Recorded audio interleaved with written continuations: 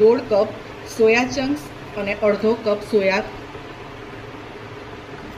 Crunch અને આ બેને સાથે લઈને એને વોશ કરીશું. 4 થી 5 વાર એને વોશ કરું. સારી રીતે વોશ કરવું પડે, નહીં તો પછી એના બધી જે ખરાબ સ્મેલ આવશે ને તે આપણા ન્યુટ્રીલામાં આવશે. એટલે આપણે એને સારી રીતે વોશ કરીશું અને પછી એને 10 મિનિટ માટે ગરમ કરીશું.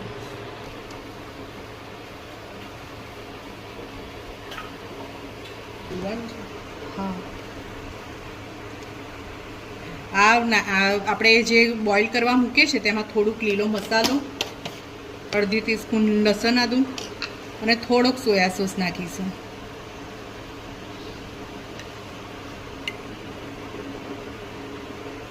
અને મીઠું નાખીશું. હવે આ સારી રીતે બોઇલ થઈ ગયું છે. હવે આપણે ગેસ બંધ કરી દઈશું અને 10 મિનિટ માટે આને ઢાંકીને રવા દઈશું. સૌ પ્રથમ થોડુંક તેલ નાખીશું અને થોડુંક ઘી નાખીશું. હવે તેલ થઈ જાય એટલે એની અંદર આપણે જીરું, લવિંગ, એલચી, બાદિયાન, મરી, મોટો એલચો, તજ અને તજપત્તા નાખીશું. બોલો, આ તજપત્તા ફ્રેશ છે કારણ કે મારા ત્યાં જ થાય છે, એટલે આ સૂકા નથી, આ લીલા જ છે.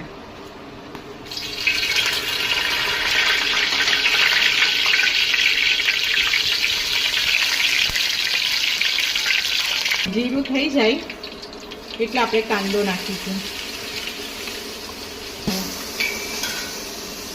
5 થી 6 નંગ કાંદા આપણે ઝીણા સમારેના નાખીશું આની અંદર.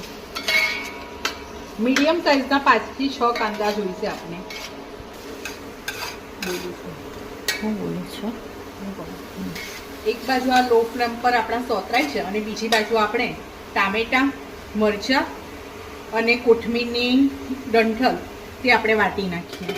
આમાં આપણે 5 થી 6 નંગ ટામેટાં, 1 મરચું અને કોથમીરના ડંઠલ લીધા છે અને તેને આપણે ગ્રાઇન્ડ કરી. ટામેટાં આપણા ગ્રાઇન્ડ થઈ ગયા છે. હવે આપણી પાસે બીજો થોડોક બિરસ્તો આપણે કર્યો છે, તો આ બિરસ્તાની અંદર દહીં નાખીને આપણે એની પણ સ્મૂથ પેસ્ટ બનાવી દઈએ. 1 ચમચી મીઠું નાખીશું.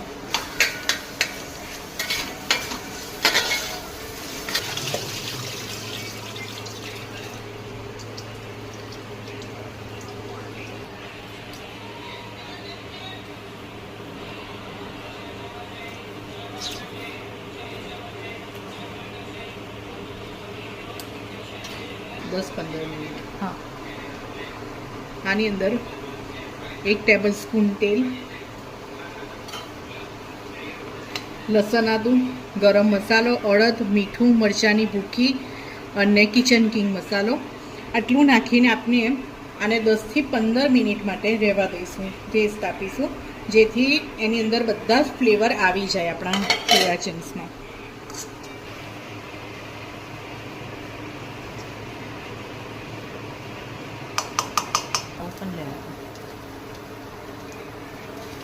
બે ટેબલ સ્પૂન લસણ આદું જશે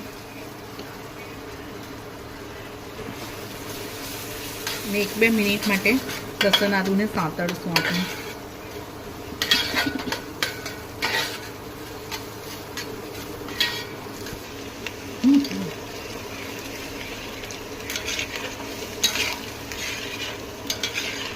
કાંદો બ્રાઉન થઈ ગયો છે એટલે આપણે એની અંદર 2 ટેબલ સ્પૂન કાશ્મીરી મરચાંની ભૂકી, 1 ટેબલ સ્પૂન રેગ્યુલર મરચાંની ભૂકી, 1 ટેબલ સ્પૂન ધાણા જીરું, 3 ટેબલ સ્પૂન ખીમા મસાલા, હિંગ ચપટી, હળદર,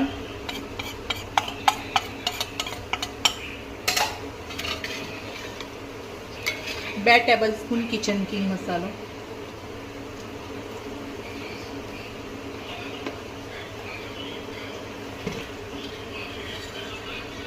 એમાં થોડુંક મસાલા દાગી નાખી છે તેના માટે થોડુંક ગરમ પાણી નાખીશું. 2 થી 3 મિનિટ આને થવા દઈશું એટલે મસાલા આપણા સારી રીતે કૂક થઈ જાય અને તેલ પણ થોડુંક છૂટું પડશે.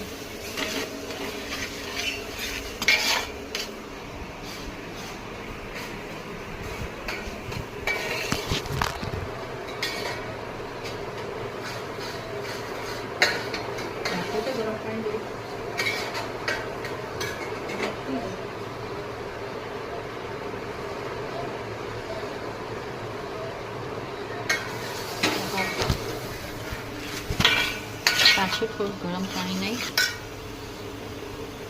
થોડું ગરમ પાણી નાખું છું, ઓછું લાગે છે. મસાલામાંથી તેલ પણ છૂટું પડી ગયું છે અને મસાલા પણ સારી રીતે એકબીજાની સાથે સોંપરાઈ ગયા છે. આપણે ટામેટાની પ્યુરી નાખી દઈશું.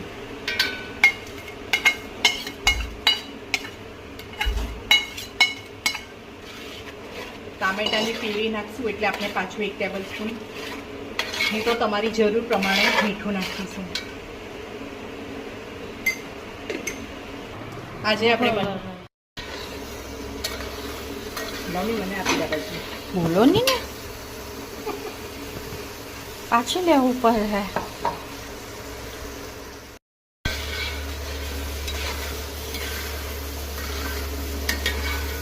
ટામેટામાંથી તેલ છૂટું પડી ગયું છે, તો હવે આ સમયે આપણે પેલું દહીં અને જે બિરસ્તો વાતેલો હતો ને તે નાખી દઈએ.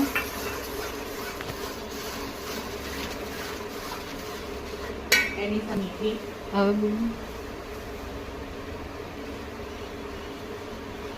થોડીક કસૂરી મેથી નાખીશું.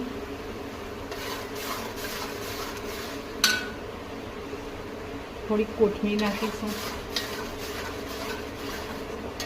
5 મિનિટ અને થવા દઈએ. સ્લો ફ્લેમ પર આપણે 5 મિનિટ એને થવા દઈશું.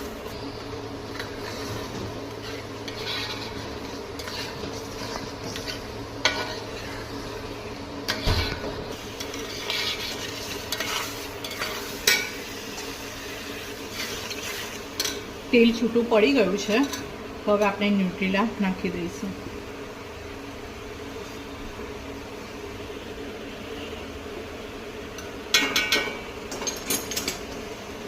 સ્ટેજ પર આપણે ગરમ પાણી જ નાખવાનું રહેશે.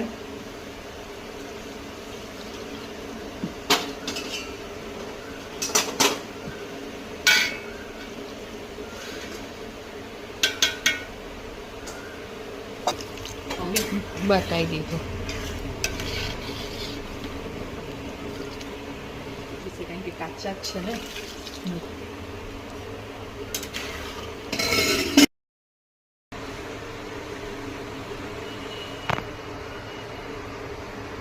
½ ટીસ્પૂન ગરમ મસાલો,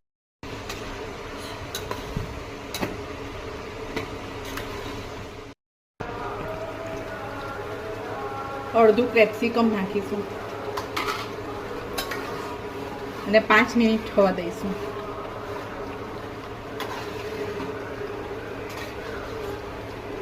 તેલ આપણું છૂટું પડી જ ગયું છે અને આપણી રેસીપી કમ્પ્લીટ થઈ જ ગઈ છે. નાખીને 5 મિનિટ થવા દઈશું. હવે આપણું શાક રેડી છે. એની ઉપર આપણે કોથમીર નાખીશું.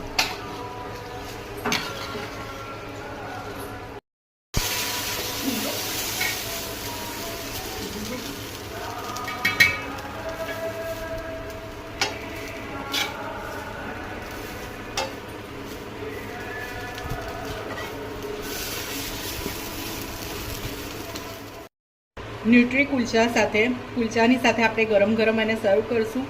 અને એની સાથે આપણે નેક્સ્ટ રેસીપી ખાજાની શીખવી હોય, સરસિયા ખાજાની, તો કોમેન્ટમાં યસ લખજો. તો અમે સરસિયા ખાજા નેક્સ્ટ રેસીપીમાં ચોક્કસ લાવશું. અને અમારી આ રેસીપી તમને પસંદ આવે તો લાઈક, સબસ્ક્રાઈબ, ફોલો અને કોમેન્ટ કરજો.